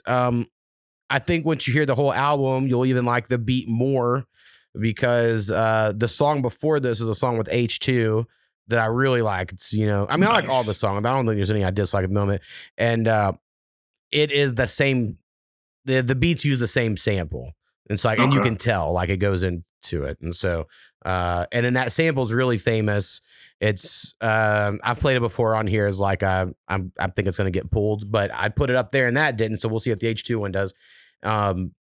I can't remember what the name is, but it's like a very like do do do do do do do do, and it's like anytime you go on TikTok and it's like the 90s mall and there's like that background music that's playing. Like I sampled that. It's like the 4th most famous TikTok sound, and I was like, fuck it, we're sampling it. So nice. And then I'm gonna shout out my hat again because I look and I have to remember I'm a little concerned about it because it is a 5950 hat, size 7 3/4, which all my hats are, but this one does not seem as big as the rest, and I don't know if I just got like a manufacturer default, it's just not quite as deep. Like this is my whole head is in here. Like there is no extra tight in there. Yeah, there's nothing. Can't throw your weed up there, man. Yeah, and so typically, and my wife mentioned like she goes, well, normally when you have a brand new hat, like you'll have like this little stuff sticking out the side. You know what I mean? Till it gets, and she's like, it has none of that. Like I'm using every inch of it at the moment. So I'm a little concerned. But I also need a haircut. So maybe if I got a haircut, I don't need one, but I feel like I'm on that bald subreddit. I'm sure you might be familiar, but I mean, you are bald, so you maybe aren't. Yeah, but on the bald subreddit, there's a lot of guys that'll be like, take a picture of their hair that looks like mine. And then it's like, is it time? And then all the comments are like, it's time, brother. Just shave it all off. And then most of the guys, they'll like follow up and they'll do a like before and after. And I would say 85 to 90% of the guys look so much better after they shave their hair. Right. But every once in a while, there's a guy that looks goofy as fuck. And guess what? Those are always fat white guys. They're the ones that it doesn't always work for. And that's why I'm nervous. I can't. So you're like, with my luck, I'll be on that side. Right. And so I just got to lose weight. And then I think I can fully commit. But instead, till then, I'm just going to wear a hat. And then, I mean, it's from the certain angles. There's hair there. But, it is definitely thinning up, not looking great. So anyway. I've seen worse. Yeah. All right, so if you went with a cut, are you going straight bald? Are you going buzz? Like, what's your thoughts? How low we going?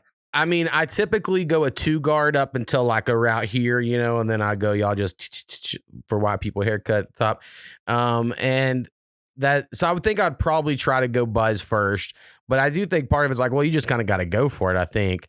I don't know, I'm also debating shaving my beard because I took a picture this week. It's actually my profile picture because my wife took it and it's not the worst. But my beard looks so bad in the picture that I'm like, oh yeah, I've been just trimming it up with like little fucking scissors every now and then when stuff looks long, and so like it looks shitty as fuck. And just not super groomed, right? And like the longest guard I have is a 6 guard, which is fucking short as fuck when beards are concerned. So I'm like, might as well just shave it all off. But I haven't done that in so long. But then I'm like, maybe that's just my thing. Maybe I commit, and this whole year I just go no beard. Shabby beard. And it's just, no I'm beard. just, I go opposite because beards are in now. I don't like being trendy. So I think I shave the beard. Now, that was going to be my follow-up question, depending on how low you go with the head. Like, what are you going to do different with the facial hair? Or are you just going to keep it exactly the same? Well, I think if you take the top hair away. If I ever took the top hair away, to me, that means I've got in shape. And if that's the case, then yeah, you go beard bald and you're in shape. That's a good look. But yeah, I don't think it's as good of a look if you're fat. Now, I think no beard's a worse look if you're fat. So maybe you have to keep the beard. I don't know. I'm a little lucky. I'm probably a slight double chin here, but no, I like a really big just chin. So at least a lot of people I see where they shave their facial hair, you're like, what the fuck happened? Their chin just disappears. Right. I have it, but mine's gotten so big that it's almost a butt chin. It's not exactly, it doesn't have the dimple, but it's got a little cleft, like a little bitty split in it. And so maybe as I get older, that could be more defined. Also, I think once I shave I have like a lot of like weird, not like huge scars, but like there's little small things that you don't notice because you have a beard all the time. Then all of a sudden you're like, oh yeah, I guess I don't know. Also, it took so long to get facial hair on my face. Like as a teenager, I'd have it on my neck only. I'm like, please just get to my face. So I'm like, I kind of feel like it's against nature to not embrace it. Like I always hear the term like neck beard as like a offensive thing. Like when people are talking about people, but I literally I started in high school with a fucking neck beard. Like it's just a young man. That's what they mean. Just hair right here. And I was like, what the fuck? They use neck beard as some sort of incel sort of thing, but really they mean a young person before their facial hair is grown. Like I don't what kind of that's just how it became like a insult thing. Like it's weird. Yeah. But yeah, that's how I started out. It was just a bunch of hair like under my chin. Like it wasn't even goatee enough to do a goatee. It was just growing there. Yeah, it's good times. Good times. And really, I don't want to shave because I don't want to get in the habit of having to do it all the time. Same with once you do it, you kind of got to either keep it up or let it grow back. And I do think like if I went bald like you are, like where I went, skinhead bald, which that's another thing. If you're white and you're a skinhead, that comes the whole other fucking thing. It does. It has a stigma. There's a stigmatism. And so, yeah, it sees lights and stars and shit. But stars and stripes, brother. Yeah, exactly. The stars and the stigmatism, the stripes are out here. But I would think I would do one of those things. I think I would do it every day, like the clean little machine thing, whatever it is. Like, that's guys, what I use. I think I would have to do it every day. I think once I committed, I couldn't because I'm just that type. I would have to, and then that's like a whole other chore I'd have to do every day. So, yeah, I feel disgusting if I don't forget to do it, but like even if I've ever come close, I'm like, fuck. Like I'll turn around and come back in the house if I think I forgot to shave my head. Like I gotta hit that shit every morning. Right. Like, it's not a choice. How far back is your hairline? Do you know? Like now I think I'm at the point where like I could literally not shave the top part and no hair would probably grow there. I would probably just shave the sides to keep it bald. I think I'm at the point where no hair grows at the very top anymore. See, mine, it's because I'm like, I have the crown going bald, of course, like most people back here. And then this part's thin, but like I have this cowlick in the front that's thick. It'll be the last thing to go. So I'm going to have this like tuft of hair. Yeah, I think and I might just keep that. If I ever let my hair grow again, I think I got a George Jefferson going on. Oh, hell yeah. I think it's just horseshoe. See, part of me thinks we should embrace that. Like, why the fuck is it bald or nothing? Let's just have fucking skull. I've never thought that was a look that could work for me. Like I've seen it on people like George Costanza. I think he's fine with that look. But he looks fucking 40 and he's 23 or something in season 1. So there is an issue. This is true. But I think it's weirder if he were straight bald though. Yeah. Like I think that works for him. For sure. But like for me, like I could never imagine. And then I don't know, it feels like it makes you look a certain level of old that I don't want to get to. And not even just because I'm like, oh, I don't want to feel old. Like I literally don't feel old. So if I had teenagers, I would be fine with it. Because you're like, yeah, I am old. But yeah, without having kids. But then again, like I said, you still feel the way I probably feel where you don't feel that old. Way, though. So. Like if I would get to like There is a certain level of like getting older where like you just don't give a fuck. Like I see it in people all the time, even people our age. I'm like, oh shit. I think if you you just don't give a wore fuck no more. like suits from a thrift store every day, you could pull off the George Jefferson.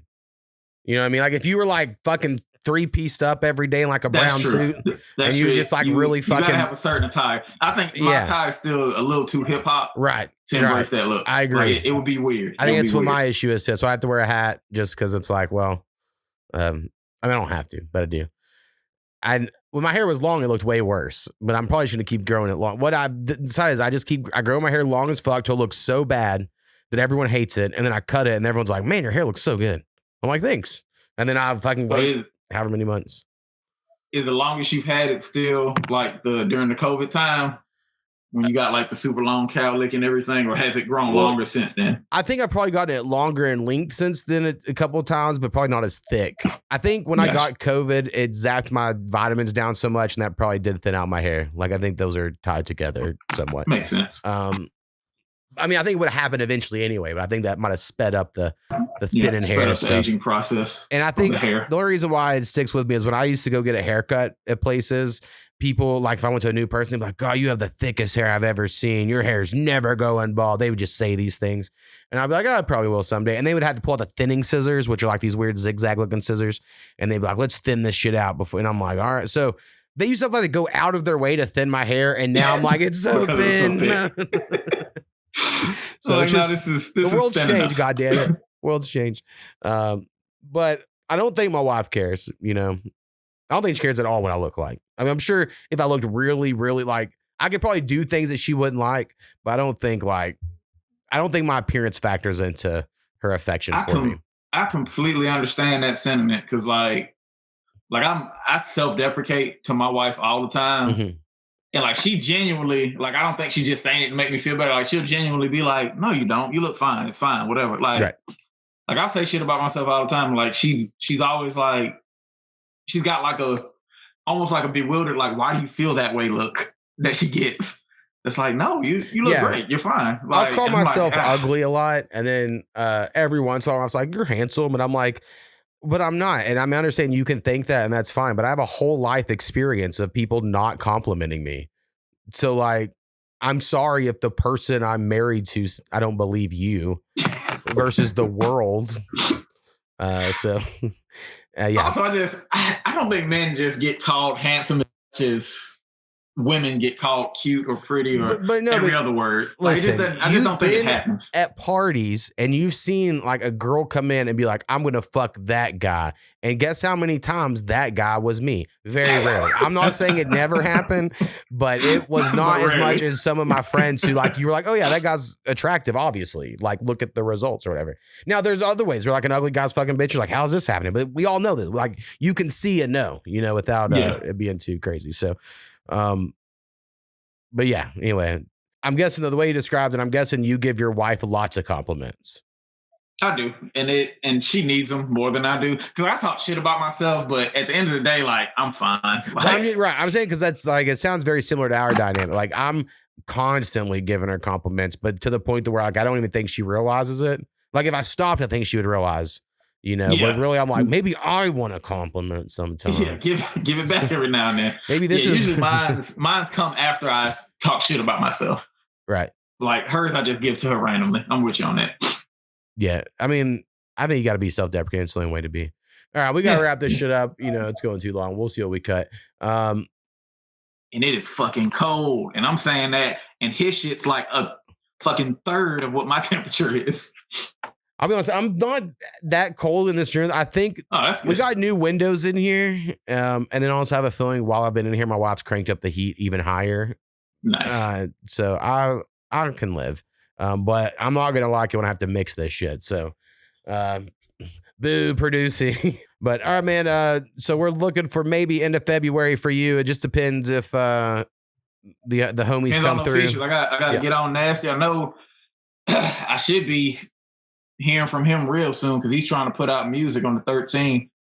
So he's got to get that to me. And I've already told him I need that verse. I reminded him about your verses that you need. So we're going to see how it all goes. Hell yeah. And yeah, let me know if which I know I mentioned a few times, if we want to still do like a me and you collab and a me and Nasty, or should we combine it all into one? Because I feel like that's more doable given trying to get Nasty on a whole album worth. But we could just do it slowly over time and save up the money. I think we still play it by ear because I know we've got a decent amount of songs with all three of us, but I know he's got a lot of stuff that's just you and him that he just hadn't turned back in yet. So gotcha. I think we just play it by ear, see how it goes. All right, man. Sounds good. All right, we're going to end here on a beat that I don't remember what I called it. Let me see if my notes, if I have anything to give me an idea. Hell no. Oh, I think it's just going to be one that is, I plan on putting in my beat store. So I have. Now, have you switched beat stores or are you still at the same one? Right. I'm still on Browse Beats at the moment because it's free. Gotcha. But I think the guy wants me to pay. It's I get a lot of emails of like, hey, by the way, to join our whatever program, but I was like a founder, like I was an early person. Keep ducking the jab. Yeah, so I'm like, well, but I do upload these beats onto YouTube at A2thaMo Music, and so I have a video made for this. I'm gonna play at the end here. That's why I'm gonna play the beat. Is this Dream Punches? Correct. And so that would be the name of the beat if I upload it. I just don't know when I'm gonna get around to it, but I do know I need to upload some beats. If people want to purchase them or just people want to listen to them, you know, I understand we're past the buying beats for some reason, like that movement's over at the moment, but so much out there. Yeah. You know what though? I got a feeling with AI, it's probably going to come back a little more because I've noticed, because, you know, we shopped around a couple different distros and they're using AI to catch any kind of anything. And like, it's going to become more and more necessary to have some kind of license for a beat, especially if somebody else has already used it. So I think people are going to get, you know, a little less inclined to just like use beats from online that are just free. I do like that because since I started some beats, I hated the fact, and none against him personally, but like there's like that DJ Payne one and a few other people are out and they sell like the same beat to 1,000 people on like a 6-month lease. And then people just love them. And I'm sure the beats are good, but from the artistic perspective, I want to send you a beat that only you have. That's how it should work, I think. And then if you don't want to send it back, well, fair. But like, I don't like hundreds of people making the same song, basically. I don't know. So, like I said, with the way everything's changing, if it's going to end up being first come, first serve, if the first person that got that beat happened to, you know, distribute it through somewhere that actually, you know, copyrights it, then you're going to get a flag when you try to upload it and use it. And if you don't have the paperwork, and sometimes from DJ Payne, it's not even the full beat; it's just the melody. Yeah, sometimes it's a little part of it. Yeah, it's not the whole thing. It's just if it happens to use a similar or the same loop or some shit. I got called out on YouTube for them saying someone's copyrighted, and they told me who, and it was just another dumb producer that used a loop. And I wrote a big paragraph about how, like, no, they actually got the sample from this place. It's free use for anybody. And then YouTube was like, all right, you're right, and they took the thing down. So you can't argue it. You can't. But all right, man. Appreciate you being on. Yeah, man. We'll end here on this beat and go check out Soko and Graveyard and all the other shit. Music dropping all year long. We got whole albums we're putting out as singles, 3 and 4 a day. Fuck it. Music's coming. Hell yeah. Let's do it. Peace, bro. Later. A2thaMo makes beats.